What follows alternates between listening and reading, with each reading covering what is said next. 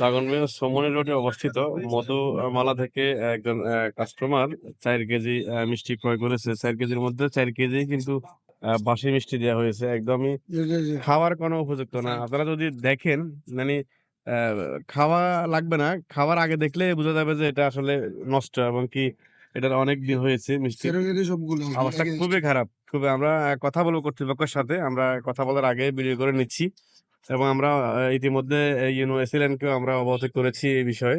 ওনারাও বলছে আজকে শুক্রবার ছুটি ব্যতীত অন্য কোনো দিন ওরা আসবে। তো আমরা কথা বলব মালিক পক্ষের সাথে। ঠিক আছে। তো শুক্রবারে এটা কি দরকার ছিল? বিক্রি করার দরকার ছিল এটা? এটা তো দেখলে বোঝা যাচ্ছে যে এগুলা তোর নষ্ট। দেখলে খাবি না। তুই খাবি না। মিষ্টি সাথী এটা পরিবার তুমি দেখছো? এটা তুমি দিছো না? কে দিছে এটা? কে দিছে? কে দিছে? মালিকে দিছে মালিকে দিছে? মালিকে দিছে তো ওনাকে একটা ফোন দাও, ওনাকে একটা ফোন দাও। দিছিলেন না? তোমরা বাসি হলে ফালা দিতা। কিন্তু এভাবে তোমরা এই বাসি মিষ্টি তো ডিসপ্লে মিষ্টি আমি। বাসি মিষ্টিতে বিক্রি করার দরকার ছিল না তোমার, বুঝো নাই? ভালো একটা বিয়ে বাড়িতে যায়, একটা অনুষ্ঠানে যায়, তোদের এই মিষ্টি আসছি যে গাড়ি ভাড়া গেছে 250 টাকা। তোমার অভিযোগ কি?